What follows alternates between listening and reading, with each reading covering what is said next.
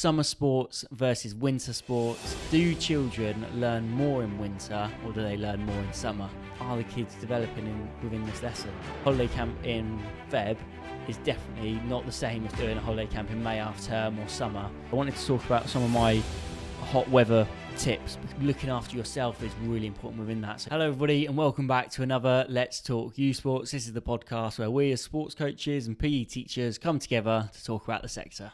Today's podcast, I'm going to be talking about summer sports versus winter sports, and an even bigger question within that, do children learn more in winter or do they learn more in summer?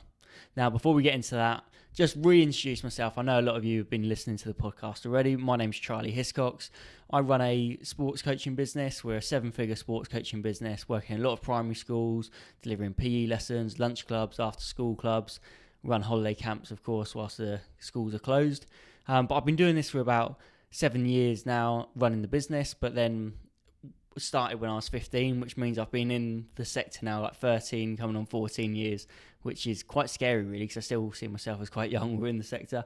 But I've really enjoyed working within this sector. There's a lot of challenges within it, but whether it's me as an assistant when I was out helping at after school clubs, or whether it's now supporting head teachers make good decisions on how to use their PE and sport premium budget, I've always enjoyed the sector and ultimately always cared a lot about what the children are experiencing on the ground. And so that's why I thought to put this podcast together and just really start getting a community of like-minded people all being able to spend 15-20 minutes just listening to the podcast every week. So this comes out every Thursday. If you haven't checked the previous ones out, please do go and check them out. I've had some good topics on there, but it's quite a relaxed, quite chilled out podcast.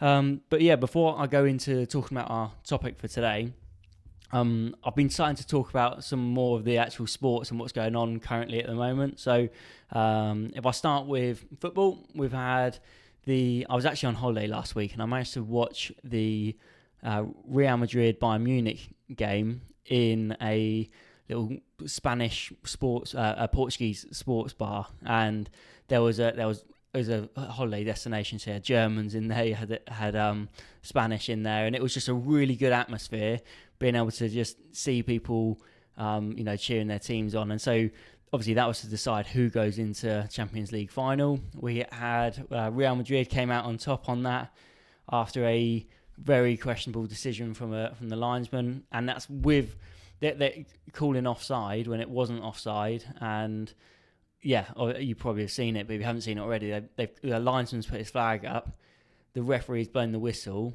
the players then scored a goal, they then checked it on VAR and they weren't offside, but because the whistle's been blown, then the goal doesn't count. But the protocol is that they play on. So that meant that Bayern Munich didn't get the equaliser at the end, and so they lost the game, which was a lot of drama. And yeah, it was interesting. I was sort of watching it as a neutral, and you had the Spanish and the Germans kicking off in this bar. But yeah, it's pretty cool. And then we have also got Premier League sort of title decider coming up. It looks like Man City's going to win that one, so I'm going to put my money on Man City. You've also got the golf PGA Championship coming up this weekend, so if anyone watches golf, but I'm going to put my money on Scotty Scheffler, I'm going to say, for that one. And I think that's like most of the big sport that I know that's going on right now. But yeah, if you want me to start putting my bets on for other sports, let us know in the comments. But yeah, just genuinely, I love sport from a grassroots level all the way through to elite, and just seeing how sport can be enjoyed by at all levels and by so many people across the world. It's very fascinating. So yeah, like I said, I went out to Madeira actually last week for a holiday with Steph. And we had such a fantastic time. Never been to Madeira. It is a Portuguese island. It's sort of nicknamed the Hawaii of Europe, and it's called that because there's just so many stunning views. You've got amazing beaches. You've got really cool places. You've got these lava pools, and these are pools that have they're rock formations which sort of make a natural pool, and basically just build a few walls around these natural pools to make sure that it's safe to swim in. And yeah, it was just wicked. Like just being able to go down and spend time in like this lava pool. It was pretty sick. And actually, if I bring that back to the sector, well, why can I do that? Because I had a really good swimming education when I was at school, and also I had a supportive family. My mum would always take us down to go swimming, and so it means that as an adult, I can still enjoy I enjoy feeling safe within the water when I'm out on holiday. And actually, we need to remember that when we're teaching young people, from foundation to year 6, these children are they're going to grow up and be adults one day, and one day they might they're going to be on holiday, or they want to go cycling, or they want to be throwing and catching at a barbecue down by the river, or whatever it is. And actually, just these, I almost feel like they are life skills that we help people sort of have a really positive experience with physical activity when they're younger, so they go on to enjoy sport like I was on my holiday. But yeah, less about my holiday and back onto the subject of today's podcast, which is around summer sports and winter sports. When I say summer sports and winter sports, I would probably identify winter sports as more sports you traditionally teach during the colder months in a primary PE curriculum. So they tend to be your football, your basketball, tag rugby, those sort of sports, and then comparing them to winter sport into summer sports, which would traditionally be seen more as maybe tennis, rounders, athletics, and then try and decide, is one better than the other, and is there an argument to say that kids actually learn more in winter than they do in summer? We'll get onto that. So do I think it's important that we obviously do winter and summer sports? Yes. But what prompted me for this podcast discussion today was I was walking past a school, and it's one of these schools, like it's on a park, and I could see the PE lesson going on. They had 2 classes out there, teachers managing both classes, so 1 to 30 in both cases, and both of them were doing rounders. And the way it was set up, there was 15 kids sat down waiting to hit a rounders ball. You had I want to say there was an adult bowling the ball, and then you had 4 kids on a stump, and then 11 fielders, roughly, right? So you had that, and you had that on the other side of the field as well. And when you look at that as a PE lesson, are children genuinely learning within this lesson? Are they actually actually building fundamental movement skills to become more competent learners? I have to look at it and question whether that is the case. And I think this is a theme that you often see across summer sports.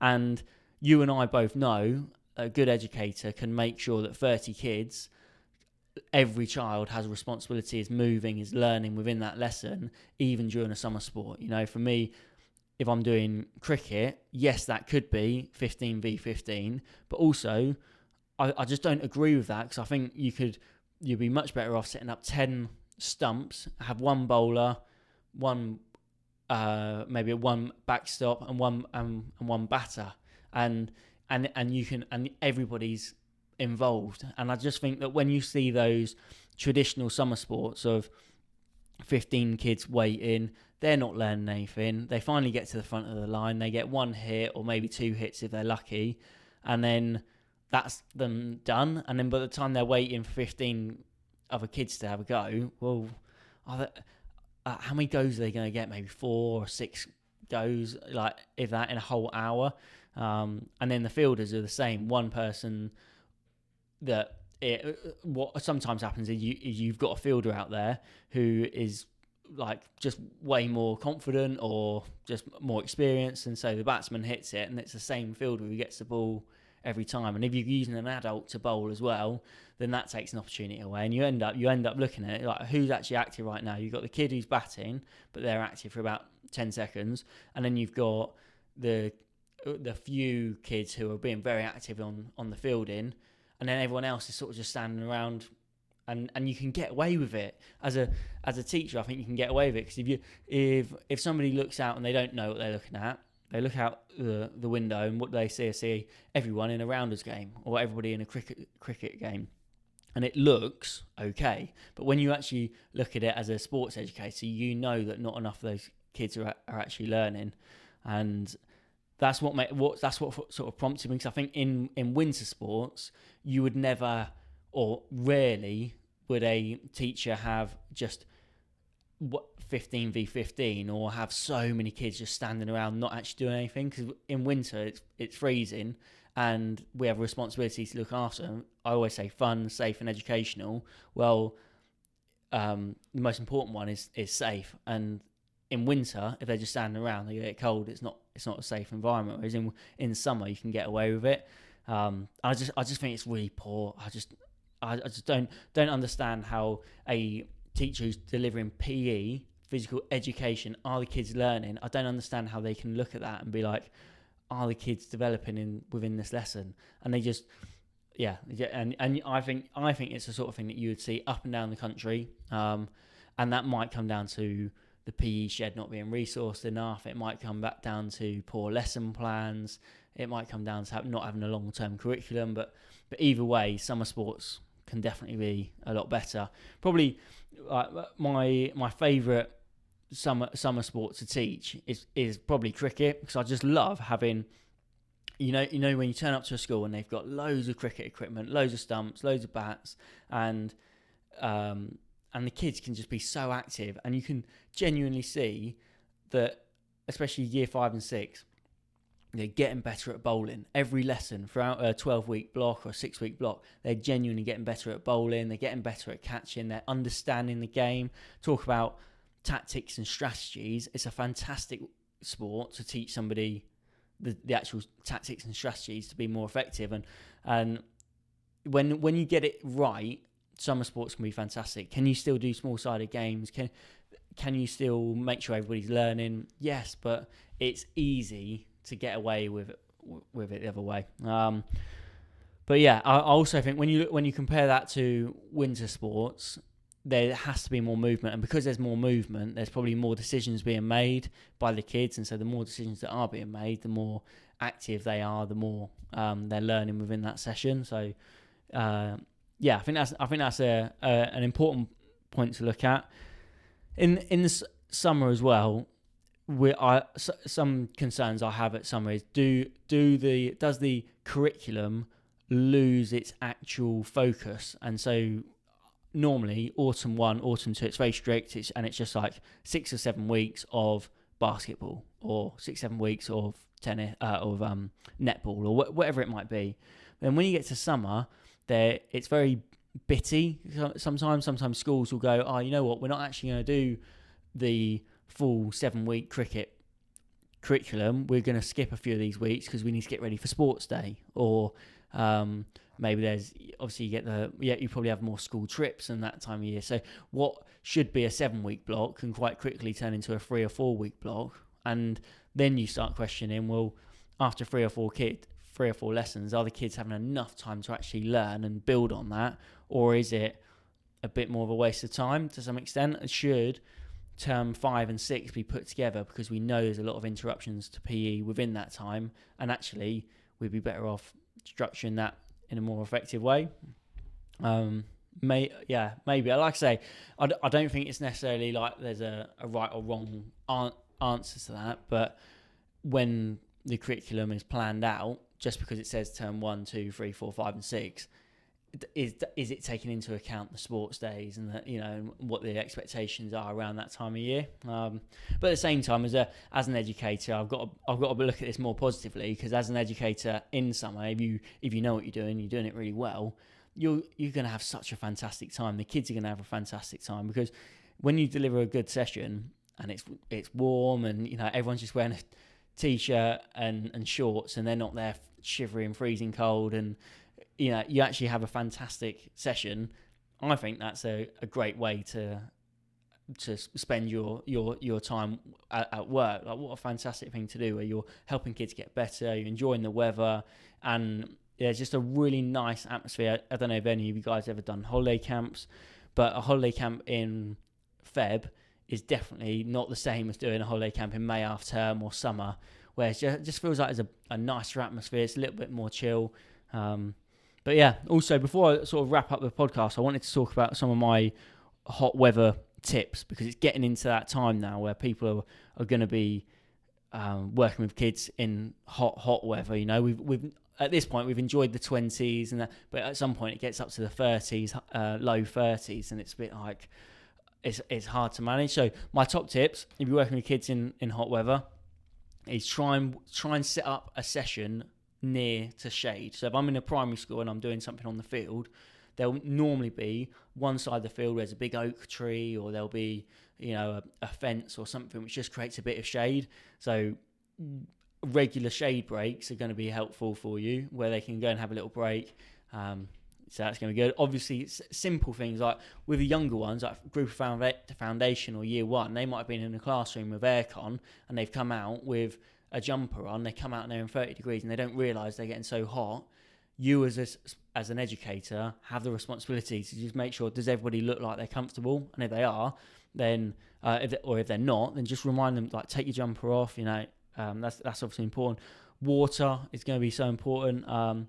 If you're an educator who's doing like PE all day, then looking after yourself is really important within that. So the amount of coaches I've had who come up to me during summer and they go, oh, you know, I think I need to go home it's about 1 o'clock, 2 o'clock, because they're really struggling in the heat, but then they're not wearing a sun cap, they haven't got any sun cream on, they haven't been drinking enough water. Yes, looking after the kids is really important, but you have to look after yourself first. So yeah, don't forget about yourself in this situation. Other hot weather tips, if you are doing your sessions and there's a lot of movement, which sometimes your lesson plan will have a lot of movement, just thinking about adaptations.